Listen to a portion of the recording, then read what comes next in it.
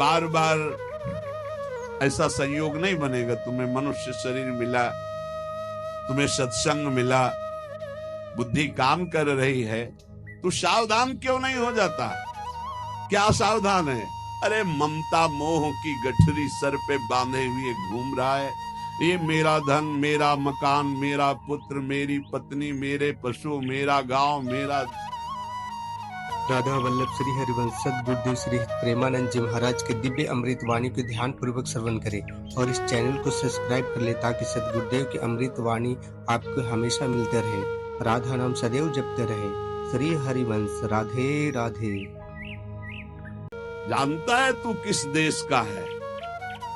तू भगवत धाम का है, तू भगवान का स्वरूप है, भगवान का अंश। अरे बावरे तेरी बुद्धि बिका गई है। इस अज्ञान अंधकार कूप में पड़ा हुआ अपने समय को नष्ट कर रहा है। जिस समय में भगवत यात्रा पूरी करनी है उस समय में मेरो धन, मेरो धाम, मेरो सुत, मेरी बाम, मेरे पशु, मेरे ग्राम भूले फिरत है। सुंदरदास जी कह रहे तुझे लाज नहीं आ रही? गर्भ में भगवान से कहा था कि मैं बाहर जा करके निरंतर भजन करके अब ऐसा ज्ञान प्राप्त करूंगा कि दोबारा इस माँ के गर्भ में ना आना पड़े। सुंदर कहत तोई ने कहू ना आवे, लाज काज को बिगाड़ के अकाज क्यों करत है। अरे बहुत बढ़िया अवसर है, भजन कर ले। पायो रे मनुष्य देह अवसर बन्यो है ये, ऐसी देही बार बार कहो कहाँ पाइए। भूलत है बावरे तू अब के सयानो होई, रतन अमोल सो तो काहे को ठगाइए। समुझ विचार करी ठगन को संग त्यागी, ठगबाजी देखी करी मन ना डुलाइए। सुंदर कहत ताते सावधान क्यों न होई, हरि को भजन करी हरि में समाइए। हरि को भजन करी हरि में समाइए। ये मनुष्य देह और ये अवसर बार बार नहीं मिलता। देखो बढ़िया अवसर है, अभी स्वस्थ शरीर है, भजन कर लो। नहीं तो जहां आया कि तुम्हारे अमुक रोग है तो सारा मन का चिंतन उसी रोग का होगा, भगवान का चिंतन छूट जाएगा। बड़े बड़ों का ऐसा होता है, जिनकी परिपक्व अवस्था भगवत साक्षात्कार हो गया उनको तो कोई फर्क नहीं पड़ता, अन्यथा फर्क पड़ जाता है बड़े अच्छे अच्छे साधकों में। ये मनुष्य देह और ये अवसर ये बार बार तुम्हें नहीं मिलेगा। है बावरे, एक एक श्वास में हीरा कमा सकता है। राधा राधा राधा काहे को ठगा रहा है अपने आप को? ये काम क्रोध लोभ मोह मद मत्सर तेरे समय रूपी रत्न को ठग रहे हो। तू बहुत ठगा रहा है। ठगबाजी देखकर खुशी हो रहा है, अपने को ठगा के काम क्रोध लोभ की लीलाओं में आनंदित हो रहा है। अरे बड़ी मौज है, बड़ी मस्ती है। काहे को तू सावधान नहीं हो रहा? अपने जीवन की श्वासों को ठगा रहा है व्यर्थ में। एक श्वास से हरि की प्राप्ति हो सकती है, उन श्वासों को भोगों में लगा रहा है। इंद्रिन के सुख मानत है सठ, याही ते बहुत दुख पावे। ज्यों जल में झक मासई लीलत, स्वाद बंध्यो जल बाहर आवे। इंद्रियों के सुख में मत वाले हो रहे हो। अरे मछली को चारा दिखाई देता है, वो कांटा नहीं दिखाई देता, वो चारे में जो लगा होता है। और जहां वो चारे को पाई तो कांटा में फंसी और जान गई।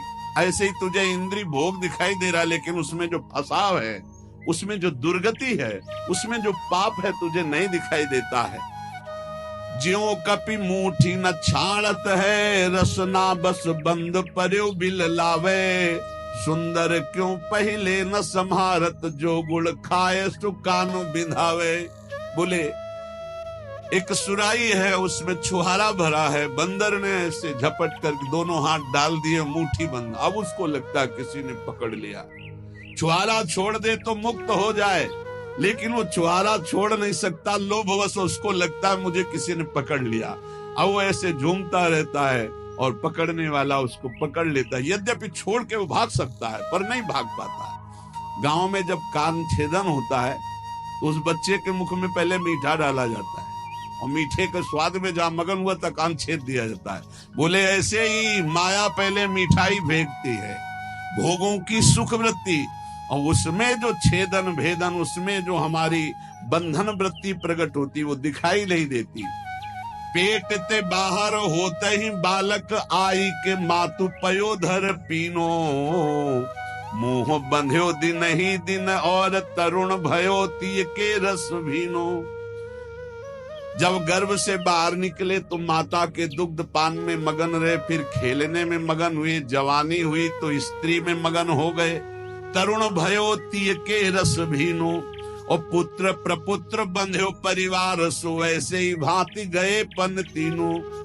एक भगत जी बहुत सत्संग करते थे, सब कार्य हो गए, बोले बस एक बिटिया रह गई है, इसका ब्याह कर ले, मतलब अखंड वृंदावन वास और खूब भजन करेंगे महाराज, बस कुछ दिनों की बात है। बिटिया का ब्याह हो गया, बिटिया के लड़का का ब्याह हो गया।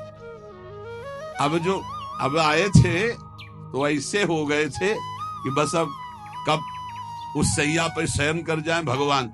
फिर भी लड़का का लड़का गोद में लिए उसको, दुलार का अभी आए थे बीच।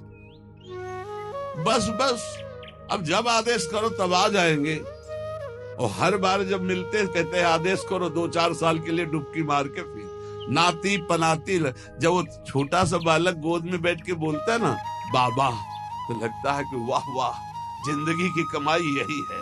तोतरी बोली में जब बोलता है ना वाह वाह बाबा, तो बाबा समझते हैं कह रहा वाह वाह, जिंदगी की कमाई प्राप्त कर। अब वो तोतली बोली। और घर परिवार के जब कि अगर हम दरवाजे पे नहीं बैठेंगे ना तो सब बर्बाद कर देंगे लड़के, और मरते दम तक वहीं दरवाजे पर बैठे खखारते रहते हैं और मर के चले जाते हैं, लौट के कुत्ता बन के फिर वहीं बैठते हैं आकर। सच्ची मानिए, ये जीवन की ऐसी माया की फांसी है, अगर सत्संग को मान लो चल दो तो बच जाओगे, नहीं तो बंधते रहोगे। कह रहे जब बच्चा प्रकट हुआ तो माता के पयोधर से खेलता है दुग्ध पान करके, फिर वो खिलौनों से खेलता है, फिर जवान हुआ तो स्त्री से खेलता है, फिर पुत्र पौत्र, और फिर मर के फिर जन्म फिर मरण, यही चक्र चल रहा है। जन्म सिरानो जाई भजन विमुख सठ, काहे को भवन कूप बिन बीच मरे है। गहे तो अविद्या जाने सुख नलिनी ज्यों मूड़, कर्म और विकर्म करे करत ना डरे है। तेरा जन्म व्यतीत होता जा रहा है, अविद्या रूपी कुआं घर में खोद दिया, उसी में मरेगा तू। ये मेरी पत्नी, मेरा पुत्र, मेरा मेरा मेरा, बोले ऐसी अविद्या बांधे हुई है जैसे नलिनी में सुख बंध जाता है। वो जैसे पंखा घुमाते हैं ना, एक पोला होता है, ऐसे रस्सी में कई पोले डाल दिए जाते हैं, उनमें लाशा लगाकर चारा दाना रख दिया जाता है। तोता आता है, ऐसे बैठता है, वो फौरन घूम जाता है वजन पड़ते ही। अब वो समझ गया कि मैं बंध गया, अब वो और जोर से पकड़ लेता है उसको। कुछ नहीं है, वो उड़ जाए, लेकिन वो उड़ता नहीं, फड़फड़ा करके पंजे से जोर से पकड़ लेता है कि उल्टा हो जाता है। अब वो सोचता है अगर मैंने छोड़ा तो मर गया, अगर छोड़ दे तो मुक्त हो जाए। ऐसे ही पुत्र की आसक्ति, बहू की आसक्ति, कैसे तुम्हें बताएं। जिसने जीवन में भगवान को से अपनापन नहीं किया, बुढ़ापे में नहीं कर सकता। बुढ़ापे में बहू याद आती है, लड़का की बहू, और बच्चे याद आते हैं, वो कैसे बोल रही थी, बस ये चिंतन चलता रहे, वो लड़का कैसे बोल रहा था। ये बुढ़े अवस्था में सारी की सारी चित्त वृत्ति घोर ममता और भोगों में फंस जाती है, घोर ममता भोगों में। एक परिवार ने कहा अभी, हमारा भी मन होता है वृंदावन आके भजन करें, आदेश है, हम तो रोज चिल्लाते रहते हैं। भाई हम तो जीवन भर एक साथ रहे हैं और आप सुनते हैं कि आप अलग अलग कर देते हो। हम कहा नहीं, आओ डबल बेड की व्यवस्था हम करेंगे। मरने को चले हैं, पर चिंता इस बात की है कि अगर वृंदावन गए तो ये बाबा जी जो है अलग अलग कर दे, अलग अलग नहीं जी सकते। यमराज आवे तो उनसे कहना यही बात कि अलग अलग नहीं, नरक में डबल बेड की व्यवस्था है कि नहीं। यार बहुत गजब है। आप जब मोही पुरुषों से, संसारी पुरुषों से संपर्क होता, जब उनकी बातें सुनो तो लगता है हे भगवान, इनकी स्थिति कहाँ है। श्री सुंदरदास जी कह रहे हैं, गहे तो अविद्या जाने सुख नलनी ज्यों मूड, कर्म ओ विकर्म करे करत ना डरे है। कुछ नहीं बुढ़ापा में, केवल चिंतन, ना तो एक प्रभु का चिंतन, ना मरने का कि कोई बात है कि हम मरकर कहां जाएंगे, कैसे जाएंगे। बहुत विचित्र खेल है, बहुत विचित्र खेल है। अगर बुढ़िया पास में है या बुढ़ा पास में, दोनों हैं, परम पद में है, उनको कोई और परम पद नहीं चाहिए। और ये पता नहीं है कि जीवन एक क्षण में विलग होकर के कहां कहां चले जाएंगे। हम कहते हैं प्रेम करो, सब में भगवत भाव करो, लेकिन आखिरी बात को सोचो। तुम यहाँ से जब जाओगे तो बिल्कुल अकेले जाओगे, तुम्हारा भजन कार्य करेगा। तुम भजन करके अपनी पत्नी को भी उन्नति के मार्ग में, अपने पुत्र को भी, भजन से क्यों रहित हो, कोई साथ नहीं देने वाला। साथ गंगा में डूब जाओ तो भी साथ नहीं जाओगे, नहीं जाओगे साथ। उसका कर्म उसको ले जाएगा, आपका कर्म आपको ले जाएगा। और शरीर छोड़ने के बाद कोई लौट के नहीं देखता कि कौन हमारी बुढ़िया थी, कौन हमारा बुढ़ा था। ये सब केवल शरीर तक है। ये अविद्या जान सुख नलिनी जो मूड कर्म ओ विकर्म करे करत ना डरे। कर्म करते हैं, विकर्म पाप कर्म करते हैं, इनको डर नहीं लगता है।